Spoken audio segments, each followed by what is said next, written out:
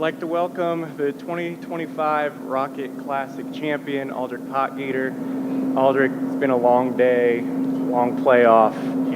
How would you kind of characterize today and what it took to come out on top for your first PGA Tour win? It was a big grind. I mean, it was a very long day and kind of couldn't get ahead of myself, and I didn't get off to the best start, so I knew there was a lot of holes still available, still to get back. And there was a switch that kind of went off when I lost the lead, and I kind of felt like, okay, I can kind of chase something. So I kind of had to pull myself out of the environment I was in before those first couple of holes and get in that chase mode where I can kind of play some different golf that I played the first 3 days. So when that went off, I birdied the par 5 on 7, birdied 8, had a really good look on 9, so I felt the momentum switch there, definitely. Yeah. And then one more for me before we open it up to media for questions. How difficult was it mentally? You came into the day with a 2-shot lead, and then it seemed like the whole day was kind of fighting to get there, and then a long playoff. I guess, what was the mental battle that you had today? Definitely seeing a lot of putts not drop. I left a lot short, so it was definitely a grind to kind of pull something out of the books to kind of feel like I can hit the putt a lot harder, but not lose where I'm aiming and matching the speed on the line. So it was definitely hard playing all those playoff holes where putts weren't dropping, where I had really good looks at it. So it was nice to finish on a really good putt on that par 3 to get the victory. So that was good. All right. Media, if you have any questions, please raise your hand. We can get a microphone over to you. We'll start in the back here with Jimmy.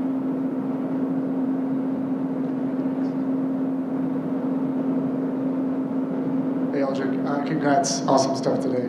Can you talk a little bit about heading to the first tee, just kind of how you felt heading into today's round? Yeah, waking up this morning was quite difficult. I had to book out of my Airbnb at 10 o'clock, so was out of there and only needed to show up to the course at around 12. So drank a coffee somewhere, and that got me a little shaky, but no, it was okay. I kind of struggled to eat a little bit.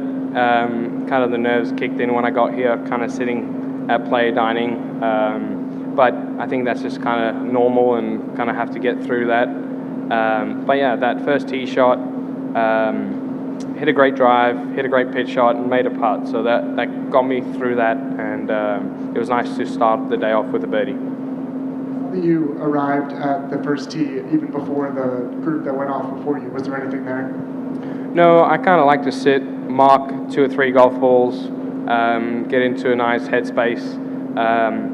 Did an interview as well before I teed off. So yeah, it's my time just before I tee off where I can kind of get a breath in, relax, and kind of get my head ready. Earlier this week, you shot 29 on the front, and I think it was on the 7th tee today, you were actually 1 over on that front 9. Where were you at right after those 2 bogeys? Yeah, it was definitely playing different than yesterday. That front 9 played a little bit more difficult, like the tee shot on 2.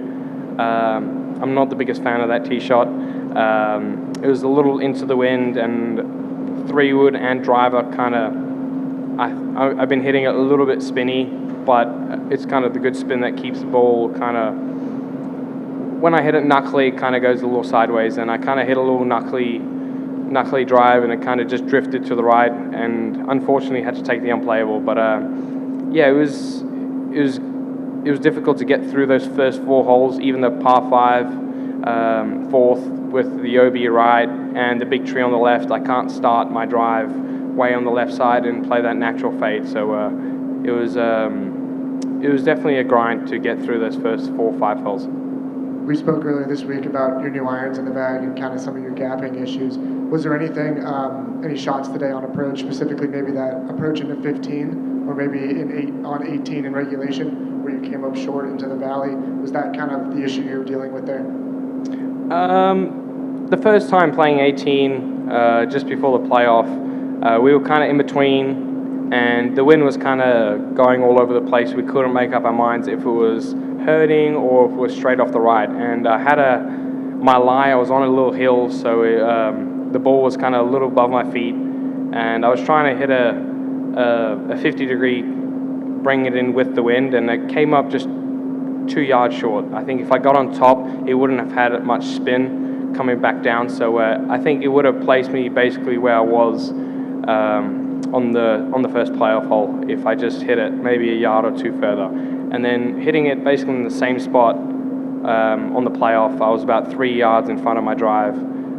So we just clubbed up and trusted the wind that was going to hurt a little bit and hit a pitching wedge and try to hit it a little more into the bank and let it skip up, and it didn't get the skip. But I was happy to see the ball stay up on top of the hill. It's been almost a month since your last start. Can you talk about why you took that time off and what you did during that period? Yeah, it's definitely nice to go home, see the family.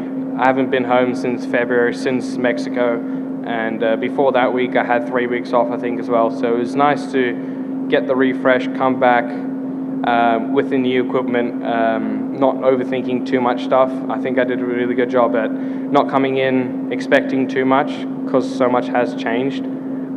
So it's nice. I thought I didn't hit enough balls at home. I could have done a little bit more work, but it's nice to kind of see some results coming from the club fitting and having some time off to breathe a bit.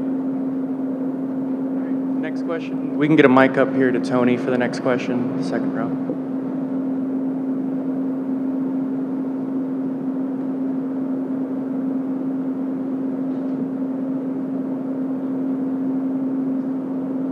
Tony Paul, Detroit News. You kind of talked a little bit about it earlier, but do you think when that something switched in your game today, do you think you came out a little bit more tentative and got more aggressive, or how did you? Yeah, I think it's very different sleeping on a lead as well. I think if you're 1 or 2 shots back, you kind of have the mindset of, okay, I need to play well, and there's 5 or 6 guys who are right behind me, 2 shots off the bat. So I kind of need to kind of feel what the day was going to be like. Saw some guys up early getting up that leaderboard, and the guy I was playing with, Max, he was also playing really good golf. So once after that 5 or 6 holes when I lost the lead, I kind of figured, okay, we got to change, we got to play like we played the last 3, and that was my intention going into the day as well. But it's so hard to commit and really trust to do that. It's you kind of need it's such a big mental switch you need to put on. And once I did that, it was kind of a big game changer. Is it almost more fun to play from behind, to kind of be the chaser?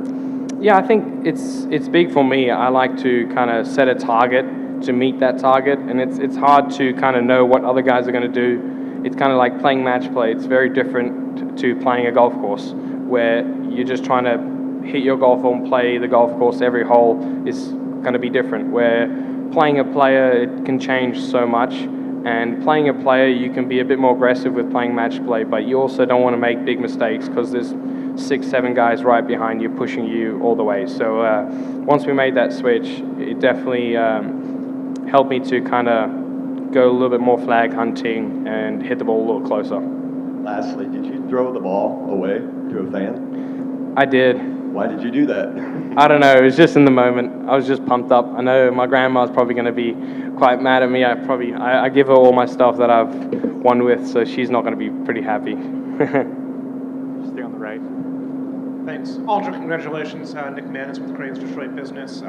Anything about the course particularly that stood out to you regarding your game and how you played it? Yeah, I think the front 9 and back 9 definitely played different with the wind switch we had yesterday and today. Yesterday made the front play a lot easier and then the north or the south wind played the back a little bit easier. So it was definitely nice to get that birdie on 7 and 8, knowing you're going into the back 9 where you got some good opportunities that's going to suit my game, especially the par 5s. I was happy to walk away with 2 birdies, and I probably should have eagled 17. I left that putt short again. So it was nice coming into this back 9 knowing that I can go at some flags and be a bit more aggressive. Just go back one. I'm Matthew Austin, Detroit Free Press. Congrats on the victory, obviously, but I was wondering, you said yesterday you're a little bit of a scoreboard washer when you're playing, and you obviously had a tougher time on the back 9 yesterday than you did on the front 9. Was there any point where you were particularly concerned watching the leaderboard on the front 9, and how did you prevent yourself from kind of getting overwhelmed by that feeling? Yeah, yesterday there was a lot of guys. Obviously, I'm teeing off at the back of the field. There was a lot of guys going really low, really quickly. So we knew, okay, we had to get going really quick. And then going in today, it was quite a little bit different because I had a 2-shot lead. So I kind of had to get a feel of, okay, what's the wind doing? How's the course playing? It got a little bit more dry, so we thought it was going to play a little bit more difficult, but we saw so many guys still making a lot of birdies. So when we made that turn onto this back nine, we said, okay, let's give it a go. And we like this back nine, so give myself the most opportunities for birdie and hopefully a lot of putts drop. Anybody have any more questions for Aldrich? Awesome. Aldrich, congratulations on the win. Thank you.